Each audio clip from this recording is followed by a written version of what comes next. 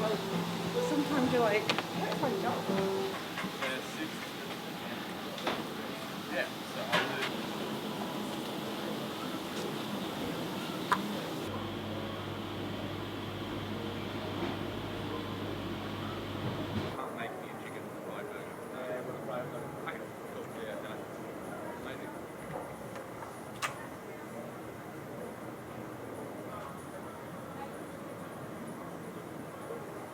Well, we heard about it. A staff member had come down and heard about the project, and it just seems like a great idea.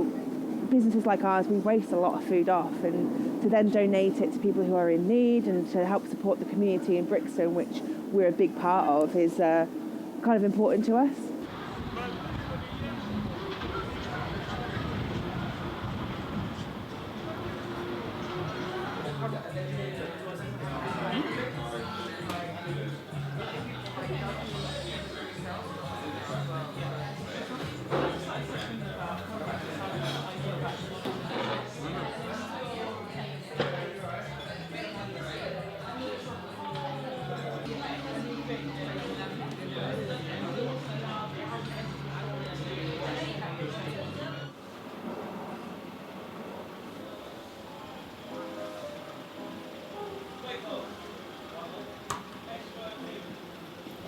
Work as part of the Hub team 2 days a week.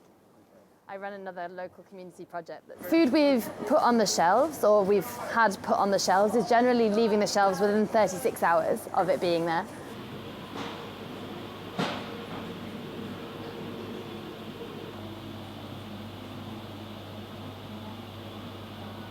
We're seeing lots of donations come into the fridge. It's been certainly full over the last couple of weeks.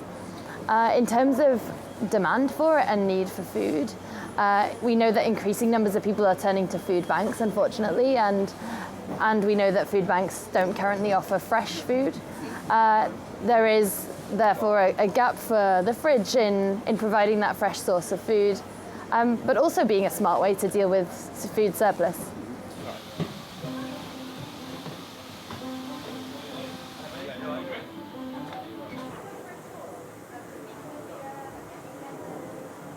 There are lots of people who are in work, who are receiving an income, but who still can't afford the rising costs of food, and who really benefit from such initiatives.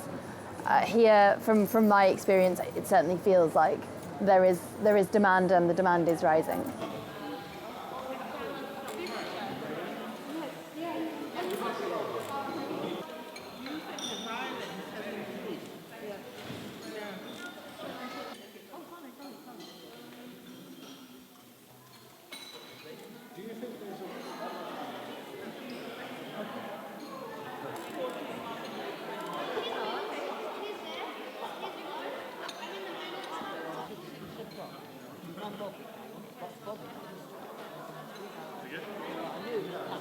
It helps you a lot, really, if you're only on your sort of kind of pension. But yes, very, very good. It's good all round, and they're lovely people here.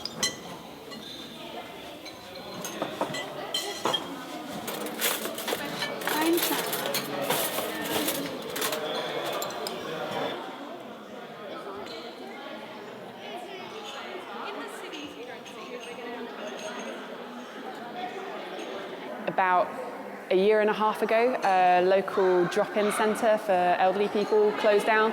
It used to serve a hot meal every day for people over the age of 50, and with the closure of that, lots of people were left without a central place to come and meet.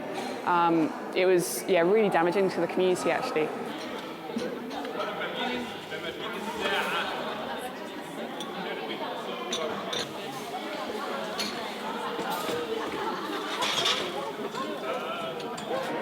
Well, I have to admit, I've noticed that the price of the butter that we buy goes up.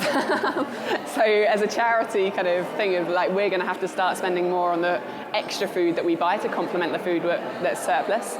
I also think that it will have a knock-on effect, like when basic ingredients and foods go up in price, these are the people that are most affected by that.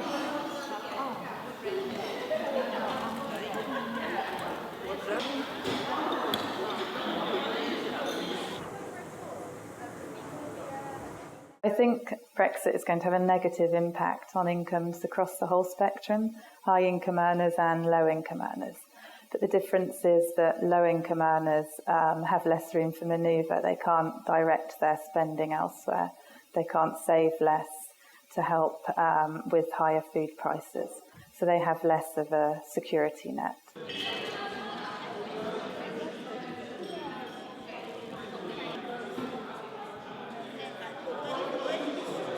What we're expecting is that wages aren't going to increase as much as inflation. So we're expecting either very slow increase in wages or perhaps a real terms fall in wages. Also, we're seeing a freeze on working age benefits. So this freeze on benefits will turn into a real terms decline with inflation climbing higher.